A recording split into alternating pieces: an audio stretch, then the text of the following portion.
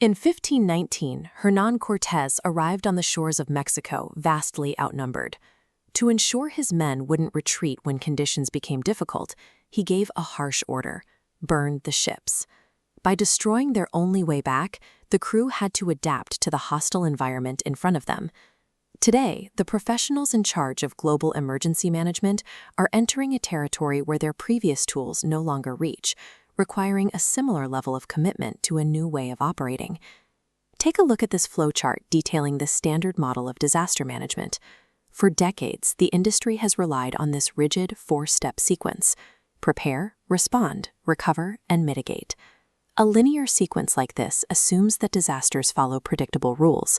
It assumes a crisis will politely wait for step 2 to finish before triggering step 3. But modern catastrophes no longer behave that way.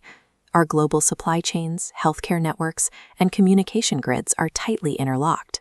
A failure in one highly specific sector rapidly cascades into the others, creating a domino effect that crosses borders in a matter of hours.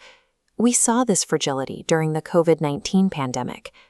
Looking at this photograph of medical workers in hazmat suits, you can see the intense physical demands of a systemic public health crisis. Now imagine a major hurricane making landfall in the middle of that exact scenario. When multiple disasters overlap, standard command and control structures break down. As we see with this single individual standing helplessly above a makeshift sandbag barrier, human physical limitations become the ultimate bottleneck against an escalating threat. A pre-written disaster plan sitting in a binder requires managers to manually assess damage, cross-reference resources, and issue sequential orders.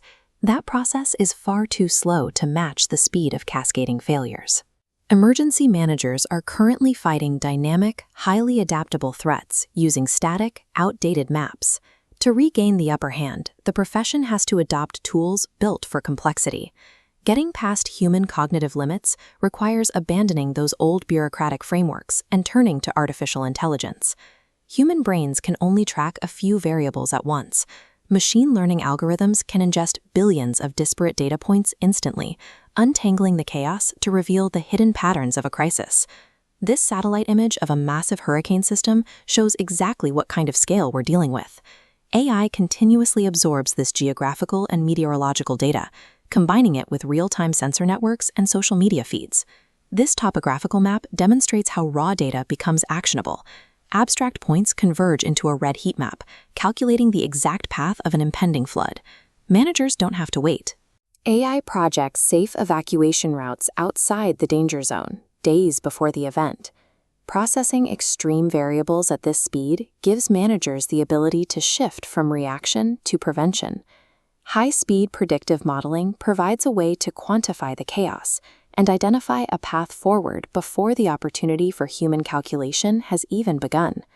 Once the disaster actually strikes, the bottleneck shifts from the cognitive to the physical. When an environment becomes too hostile for human responders, autonomous systems have to take over.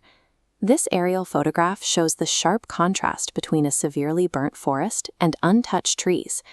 To assess the spread of a wildfire at this scale without risking human pilots, sensor-equipped drones fly directly into the hazardous zones to survey the damage in real time. On the ground, ruined infrastructure creates massive logistical hurdles. Here we see a tracked robotic vehicle navigating a complex obstacle course. Machines like this can drive through impassable, flooded, or debris-filled terrain to deliver critical medical supplies and water to isolated survivors. Because these machines do not suffer from fatigue or require life support, they can operate continuously in toxic or dangerous conditions.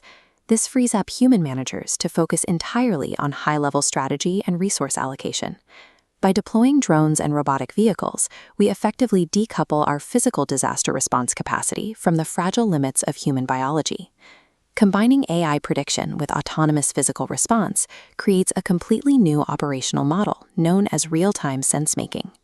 This network graph illustrates how the concept works. Instead of following a linear checklist, the system constantly shifts, reconnects, and adapts to incoming digital pulses. Decisions are made and adjusted on the fly as new data arrives. That digital agility is mandatory when dealing with physical chaos. Looking at this flooded city street with unpredictable debris like a submerged garbage can, it's clear that dynamic models are the only way to navigate a rapidly shifting urban disaster. This requires a hard pivot for the profession itself. Future emergency managers must evolve from administrators of static rulebooks into critical thinkers fluent in advanced technology. The margin for error is rapidly shrinking. As we see with this violent storm surge crashing into coastal homes, the escalating stakes of climate-driven catastrophes mean that a delayed response is a deadly response. Retreating to the comfort of predictable, linear models is no longer an option. To secure the safety of our communities, emergency management must move past the limitations of the past and commit entirely to the technology that can actually match the speed of modern disasters.